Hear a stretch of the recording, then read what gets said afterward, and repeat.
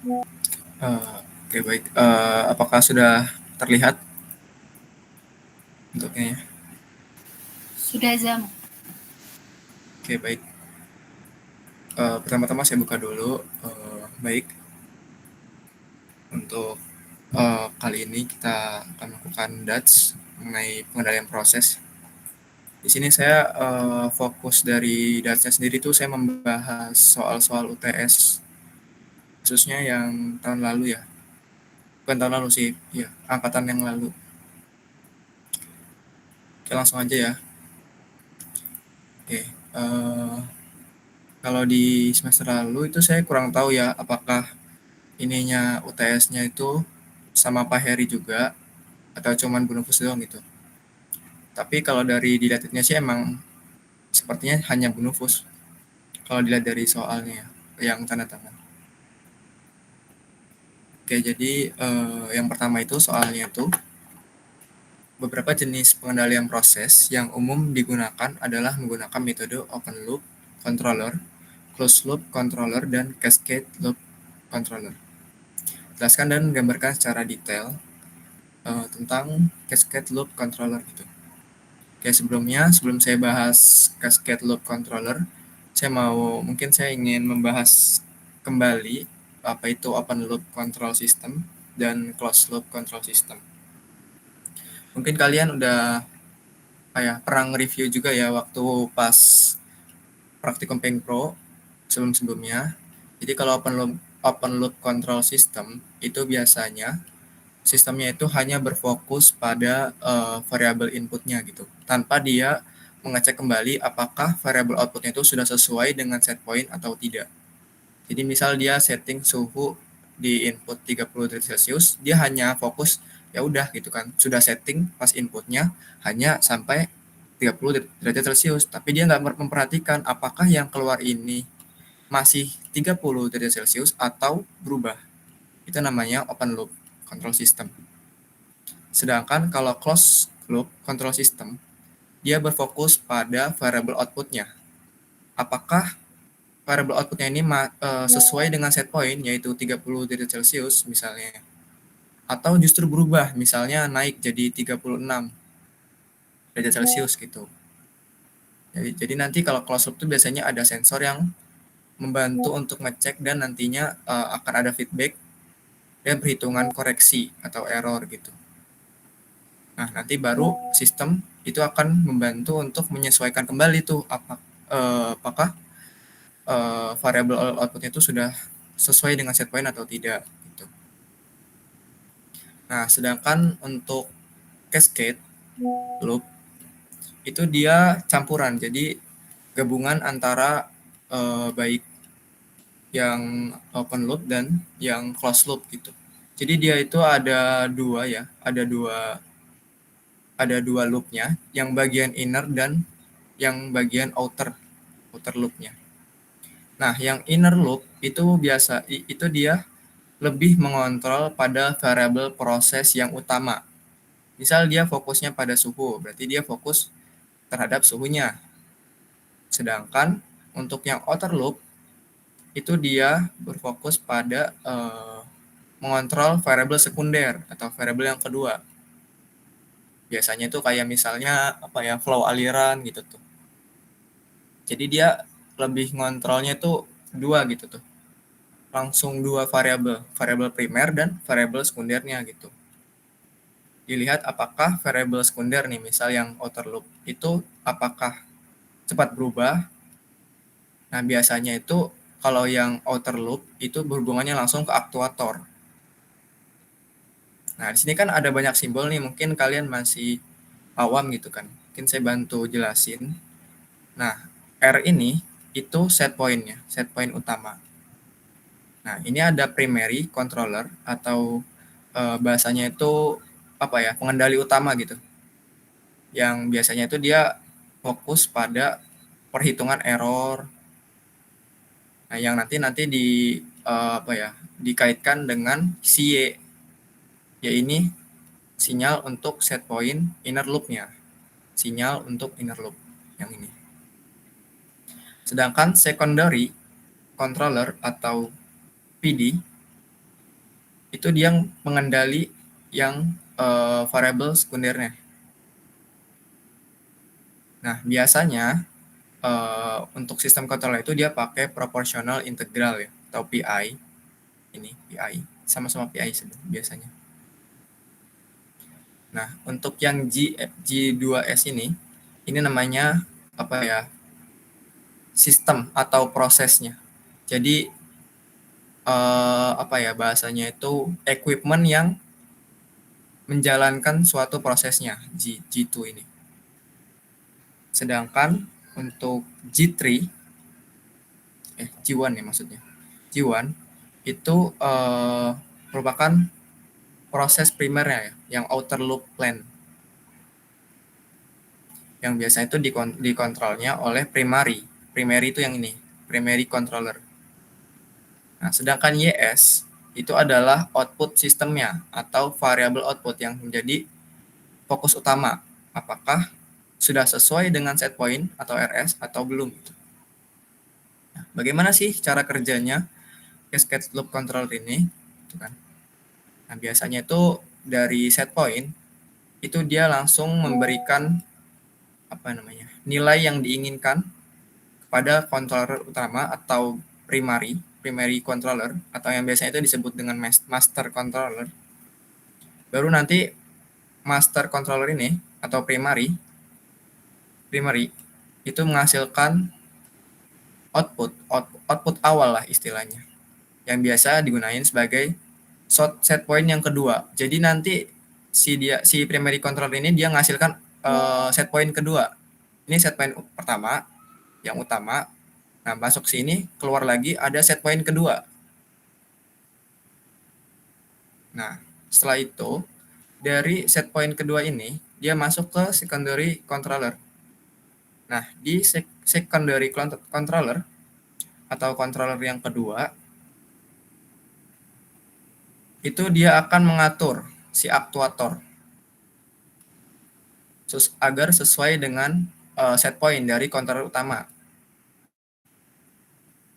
Nah, aktuator ada di sebelah mana? Ada di sini ya. Sini nih. Baru nanti dia inner loop atau bahasanya itu penyesuaian. Apakah set point yang awal, yang sekunder ini sudah sesuai atau belum gitu antara yang output dengan set pointnya gitu. Ini baru tahapan yang pertama ya, tahapan pertama ini. Baru nanti masuk ke J1 atau primary controller yang dia bakal memproses kembali variabel yang kedua. Apakah sudah sesuai dengan set point awal atau belum? Jadi dia double gitu loh, double apa ya bahasanya itu double koreksi. Nah, baru disesuaikan kembali tuh agar sesuai dengan set point yang awal yang utama. Nah, baru keluar sebagai YS. Gitu. Kira-kira ada yang mau ditanyain nggak dari soal nomor 1? Apa udah cukup jelas? Nah, kalau misalnya ada yang pengen tahu gitu kan, kelebihannya apa sih gitu kan cascade loop controller daripada open loop atau apa sih namanya? Closed loop ya. Itu yang pertama, dia lebih responsif ya. Atau bahasanya itu dia lebih sensitif terhadap gangguan. Jadi misal ada perubahan suhu sedikit gitu, dia langsung ngoreksi. Karena dia kan cukup ketat ya, ada dua loop gitu. Jadi dia cukup apa ya bahasanya itu cukup teliti. Kemudian dia itu lebih stabil. Karena biasanya kan gangguannya itu dia langsung terdeteksi pas awal-awal nih. Dia langsung terdeteksi di sini. Langsung dikoreksi istilahnya mah. Kemudian biasanya juga dia cocok gitu buat berbagai macam proses. Biasanya sering digunain di berbagai industri gitu, industri kimia sendiri. Oke, kalau misalnya nggak ada yang ditanyain, mungkin lanjut ke soal nomor 2 ya. Oke, nomor 2 itu Diketahui suatu proses pencampuran dalam tangki yang seperti pada gambar di bawah ini. Dari gambar tersebut itu dijelaskan aksi proses dan aksi pengendalinya. Jika jenis control valve yang digunakan adalah air to close atau ATC dan air to open atau ATO, tuliskan asumsi-asumsi yang Anda gunakan. Sebelum di sini masih ada yang ingat nggak apa itu ATC atau apa itu ATO gitu jenisnya? Kalau nggak ada, oke saya jelasin ya. Air to close itu artinya valve-nya itu jenis valve yang dimana ketika dia bahasanya itu mendapatkan tekanan dari udara, dia justru itu valve-nya akan menutup. Itu namanya ATC. Sedangkan kalau ATO, ketika dia mendapatkan tekanan dari udara, dia justru valve-nya itu akan terbuka. Itu ATO.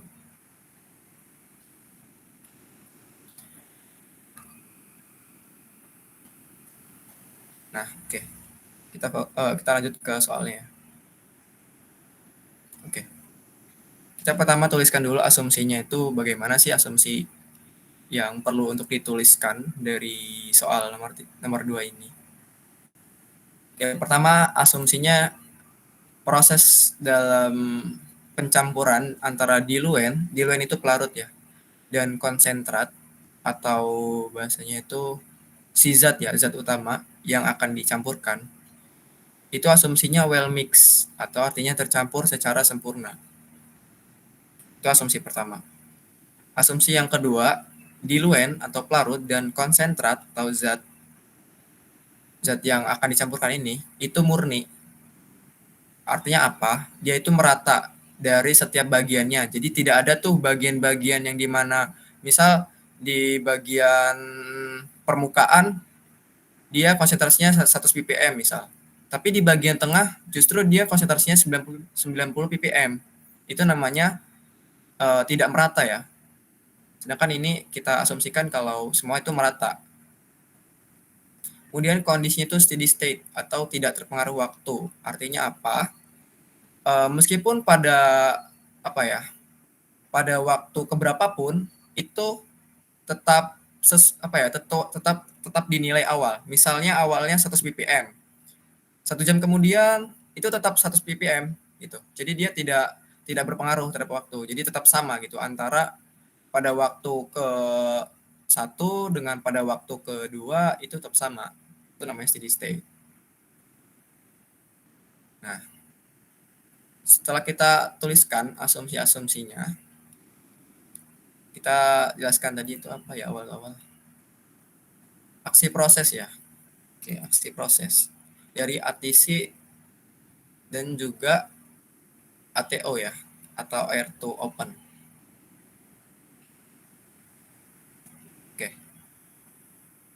Nah, untuk ATC sendiri atau air to close, yang gimana sih karakteristik valve-nya gitu. Nah, ATC sendiri atau air to close valve itu memiliki karakteristik biasanya itu dia ketika mendapatkan tekanan udara, dia valve-nya itu akan apa ya istilahnya itu akan terbuka ya. Sedangkan ketika tekanan udaranya itu hilang, maka valve-nya itu akan menutup. Sedangkan untuk air to open, itu ketika tekanan udaranya itu hilang, maka valve-nya itu akan terbuka. Sedangkan jika tekanan udaranya itu meningkat gitu, itu valve-nya itu akan menutup. Nah, untuk aksi proses itu kan ada dua jenis ya, ada yang reverse acting, ada yang direct acting. Gitu. Kalau reverse acting itu artinya apa ya? Antara variabel satu dengan variabel lainnya itu saling bertolak belakang. Misalnya proses variabelnya itu meningkat, maka manipulated variabelnya itu akan menurun. Begitu juga sebaliknya. Misalnya proses variabelnya menurun, maka manipulated variabelnya akan meningkat. Sedangkan untuk direct acting, itu artinya ketika proses variabelnya itu meningkat, maka manipulated variabelnya akan meningkat. Begitu juga ketika proses variabelnya menurun, maka manipulated variabelnya itu akan menurun. Jadi berbanding lurus ya. Kalau direct acting, kalau reverse acting itu berbanding terbalik. Itu aja sih simpelnya. Nah, kalau misalnya aksi proses itu salah satunya adalah reverse acting atau direct acting, maka aksi pengendalinya itu adalah yang jenis lainnya. Jadi dia nggak bisa sama nih, misalnya reverse acting, aksi prosesnya, terus aksi pengendalinya juga reverse acting, itu nggak bisa. Jadi apa ya, antara satu sama lain itu tuh selalu berbeda gitu. Misalnya aksi prosesnya reverse acting, maka aksi pengendalinya itu direct acting. Begitu juga sebaliknya, misalnya aksi prosesnya direct acting, maka eh, aksi pengendalinya itu reverse acting gitu. Jadi saling berkebalikan ya intinya mah. Nah, biasanya kalau ETC itu aksi prosesnya itu reverse acting, sedangkan aksi pengendalinya itu direct acting. Sedangkan kalau ATO atau air to open valve itu aksi prosesnya biasanya direct acting, sedangkan aksi pengendalinya itu reverse acting gitu. Nah, gimana sih apa namanya itu bahasanya itu mekanismenya gitu kan. Nah, untuk aksi prosesnya ya istilahnya itu. Itu misalnya di sini aksi kontrolnya ya. Misalnya di sini variable outputnya ini si fx-nya itu misalnya terlalu rendah gitu. Maka controllernya itu ya, maka sensor yang analyzer itu akan mendeteksi apakah variabel si outputnya ini atau fx ini sudah sesuai dengan set point atau belum gitu. Nah, kalau misal belum, dia itu bakal mengirimkan sinyal ya kan untuk dikoreksi dan memberikan perintah pada controller. Nah, controller ini nanti bakal mengendalikan si konsentratnya nih. Dia bakal mengendalikan konsentrat, apakah konsentratnya ini perlu ditambahkan atau tidak gitu kan. Nah, ketika misalnya fx-nya itu terlalu rendah dari set point, maka controller ini memberikan perintah untuk menambahkan udara ke dalam si ATC ya. Misalnya ini ATC ya. Si ATC. Nah, ketika ada udara yang ditambahkan ke ATC, maka valve-nya itu akan terbuka tuh. Sehingga nanti debit konsentratnya itu akan bertambah. Supaya si solution ini sesuai dengan set point ketika dia terlalu rendah. Nah, sedangkan kalau misalnya konsentrasi dari fx-nya itu terlalu tinggi, melebihi set point misalnya, maka analyzer ini akan mendeteksi tuh, wah ini kelebihan dari set point gitu kan. Nah, setelah dideteksi dia memberikan datanya tuh kepada si apa ya, koreksinya ya kan, pengoreksi. Kemudian nanti baru dibenarkan oleh aktuator dengan cara dia memberikan sinyal tuh nanti pada si ATO-nya ini, ATC-nya ini berupa pengurangan udara. Jadi nanti si ATC-nya ini akan menutup, sehingga ketika ATC ini menutup, maka debit dari konsentrat ini akan berkurang, sehingga yang awalnya konsentrasinya tinggi, maka dia akan menurun dan sesuai dengan set point. Itu. Sedangkan kalau air to open atau ATO, misalnya di sini valve-nya dia ATO gitu kan. Nah, ketika dia apa ya istilahnya itu fx, konsentrasi dari fx ini terlalu rendah, kemudian dideteksi oleh analyzer nih, sensor, bahwa si fx ini konsentrasinya itu di bawah dari set point gitu kan. Nah, kemudian dia mengirimkan data tuh ke apa ya, korektor ini ya, kontrol ini untuk mengurangi udara yang masuk ke dalam si ATO. Ketika tekanan udaranya tersebut berkurang di ATO tersebut, maka valve dari ATO itu akan terbuka. Ketika valve dari ATO itu terbuka, maka debit konsentratnya itu akan bertambah. Nah, sedangkan ketika konsentrasi fx-nya itu terlalu tinggi, kemudian dideteksi oleh analyzer bahwa konsentrasi FX ini terlalu tinggi, maka analyzer-nya akan mengirimkan data berupa sinyal ke aktuator, ke controller ya maaf, ke controller untuk menambahkan udara. Dia memberikan perintah kembali tuh kepada ATO sebagai aktuator. Ditambah nih udaranya yang dari apa ya bahasanya itu, dari udara sekitar gitu kan. Ditambah tuh. Ketika udara itu ditambahkan ke ATO-nya, itu valve-nya itu akan tertutup. Sehingga debit konsentratnya itu akan berkurang. Gitu. Nanti awalnya kelebihan konsentrasinya, kemudian akan menurun dan akan menyesuaikan tuh, bertahap sesuai dengan set point yang ada gitu kan istilahnya. Itu. Jadi antara ATC sama ATO itu saling berkebalikan gitu. Kira-kira ada yang mau ditanyain nggak dari soal nomor 2 ini? Kayak misal masih bingung gitu, atau apa ya istilahnya itu, ada hal-hal yang kurang dimengerti gitu, nggak apa-apa, tanyain aja.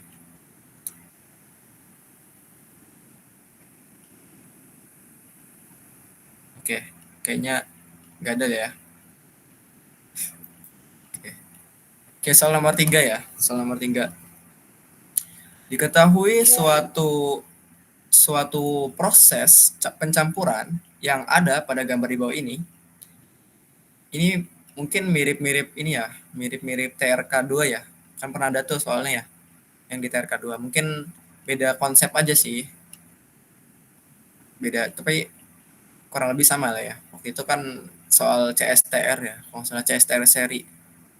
Itu soalnya mirip-mirip kayak ini, cuma bedanya waktu itu dia ada 3 tangki ya. 3 tangki. Kemudian ada beberapa data yang kosong gitu kan. Ini mungkin lebih tergolongnya nggak sesulit yang waktu itu ya, karena ini cuma 2 tangki doang. Oke, fokus lagi ke soal.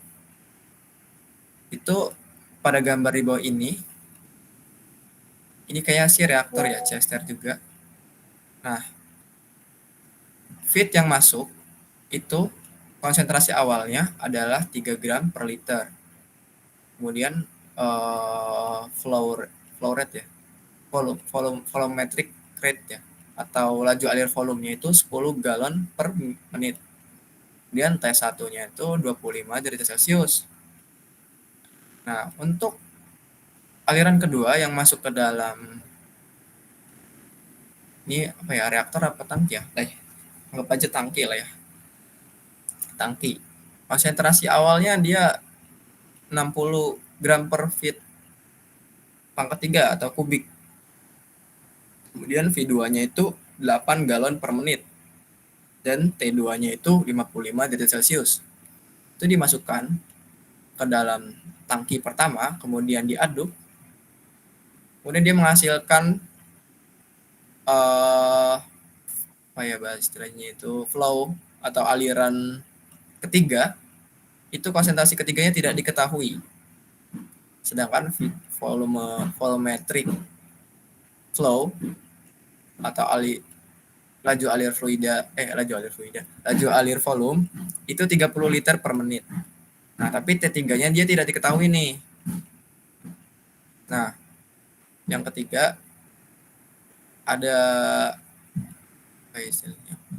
Tangki yang ketiga itu yang outputnya hanya diketahui temperatur saja 80 derajat Celcius gitu kan. Oke. Di sini dijelaskan bahwa pada shift karyawan yang pertama masing-masing nilainya CA1, F1 dan T1 serta CA2, V2 dan T2 sesuai pada data di atas.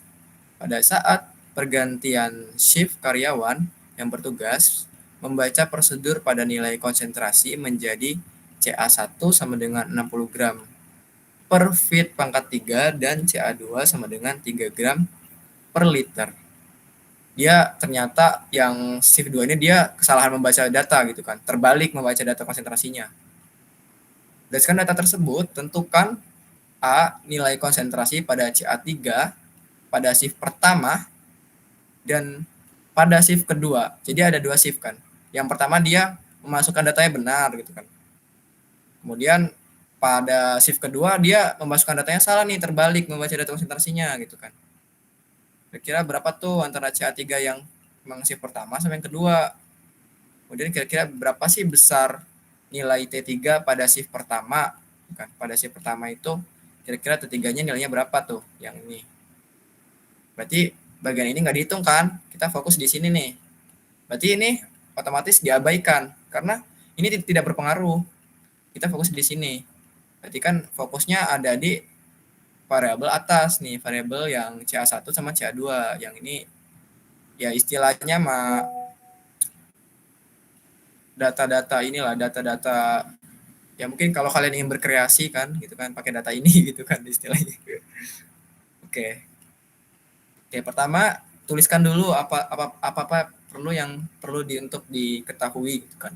Pertama ada CA1 3 gram per liter, kemudian ada V1 10 galon per menit. Nah, itu saya konversi dulu nih.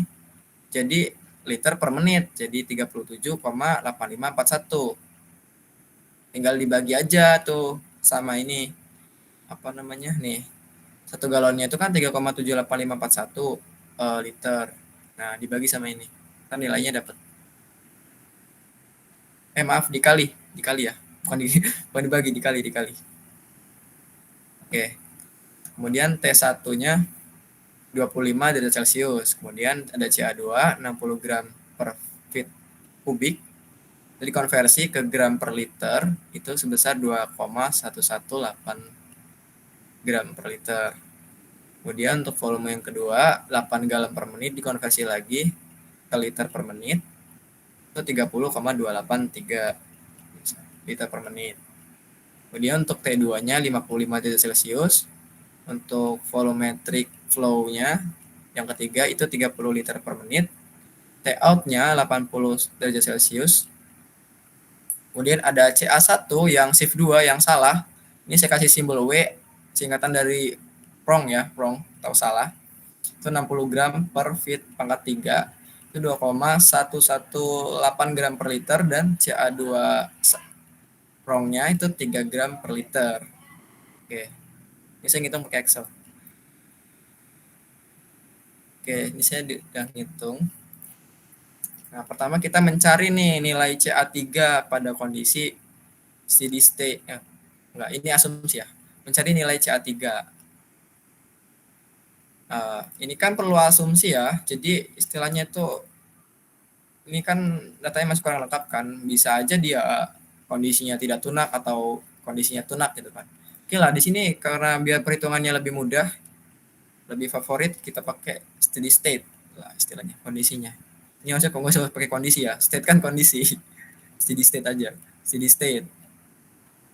Artinya apa? Laju alir masuk tuh sama dengan laju alir keluar karena dia tidak terpengaruh oleh waktu. Dengan kata lain, antara waktu ke-1 dan waktu kedua itu nilainya sama. Bukan. Pada shift pertama itu saya pakai rumus ini. V1 dikali CA1 ditambah V2 dikali CA2 sama dengan V3 kali CA3. Oke, make sense ya. Karena memang pencampuran itu ada di sini. Pada volume pertama dengan pada flow pertama dan flow kedua menghasilkan flow ketiga kan istilahnya. Nah, berapa sih CA3-nya gitu kan. Kemudian kita turunkan nih CA3 sama dengan V1 kali CA1 tambah V2 kali CA2 dibagi V3. Nah, dihasilkan nilai 5,924 gram per liter. Ini sebelumnya masing-masing dari itunya udah dikonversi ke ini ya, ke satuan yang sama ya antara satu sama lain. Misalnya kalian fokusnya galon per menit, ya berarti galon per menit semua yang volumetriknya. Kalau mau liter per menit ya udah liter per menit semua. Kalau ini kan kebetulan saya pengen pakai liter per menit lah gitu. Sama juga ya untuk yang ini yang gram per liter, kalau kalian mau pakai satuan gram per liter pakai gram per liter semua. Kalau mau pakai gram per feet kubik semua ya udah pakai juga. Jadi samain ya. Karena feet kubik ini kan volume ya. Jadi misalnya kalau kalian fokus ini feet kubik, otomatis kan yang galonnya juga harus feet kubik gitu kan, konversi juga. Nah, kemudian ini shift pertama tuh yang dia memasukkan data variabelnya itu sudah benar. Itu dihasilkan hasil 5,924 gram per liter.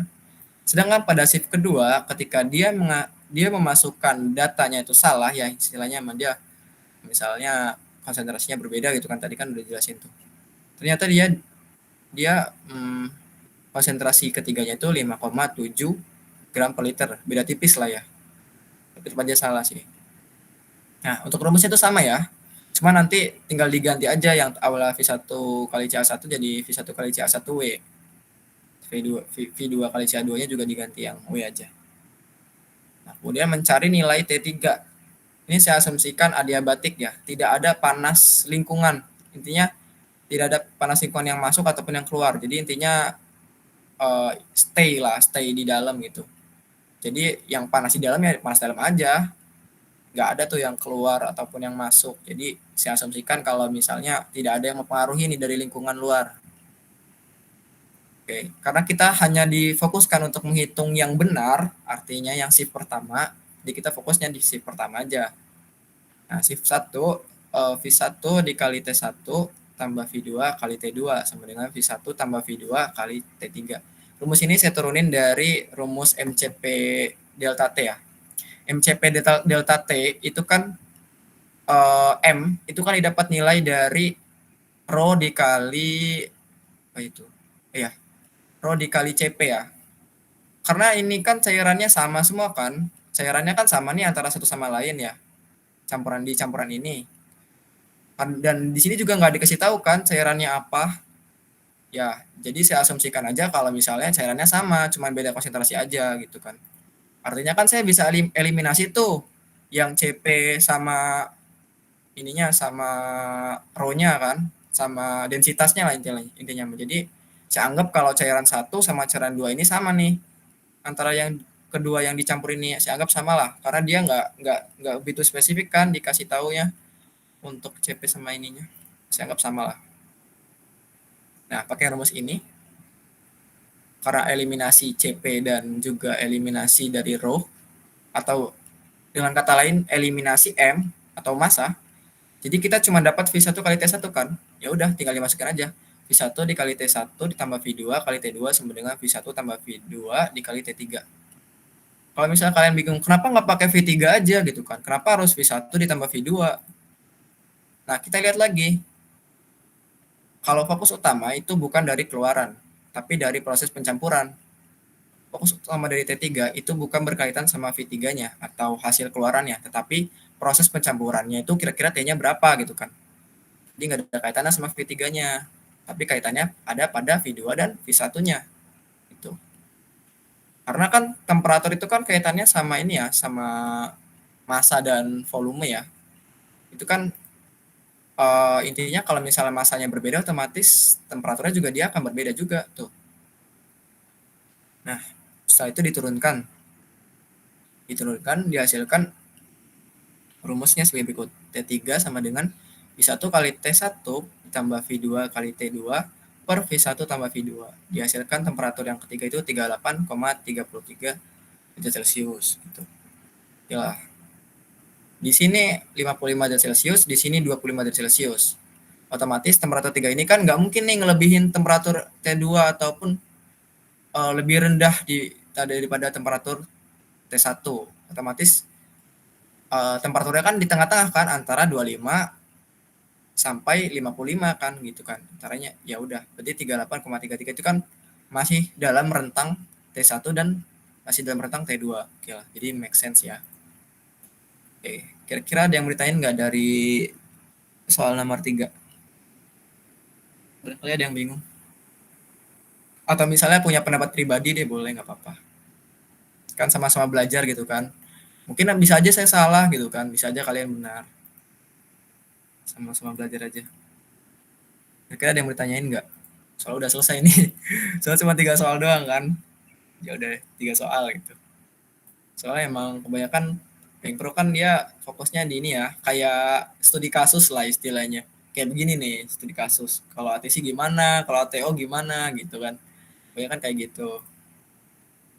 Kira-kira dia mau ditanyain nggak dari 3 soal tadi yang barusan saya jelasin? Kalau misalnya ada yang bingung nggak apa-apa, silakan.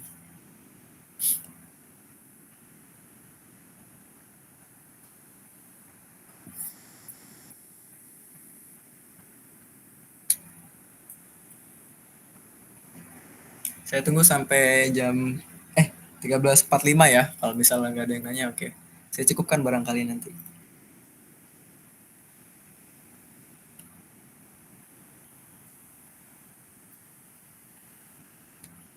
Kalau saya style dat saya kan emang gini kan kayak ngerjain soal gitu. Nggak yang ngejelasin materi banget. Mungkin karena saya pikir kalau materi dari PPT itu kalian bisa baca lagi kan dari PPT-nya dosen gitu kan. Istilahnya bisa review. Tapi kalau untuk soal-soal itu kan istilahnya kan kita memprediksi nih kira-kira soal yang keluar tuh bagaimana sih gitu kan. Kalaupun berbeda biasanya itu nggak begitu jauh atau misalnya dia diganti angkanya doang atau misalnya apa ya beda kasusnya gitu cuman mirip gitu kan intinya mah kita mah yang penting apa ya berusaha untuk memprediksi kira-kira soal yang keluar tuh bagaimana. Kalau untuk review materi itu kan kalian bisa baca lagi kan apa ya bahasanya kan udah cukup jelas kan dari PPT beliau gitu kan dan emang materinya nggak begitu kompleks gitu. Kira ada yang mau ditanyain nggak dari 3 soal ini? 2 menit lagi nih.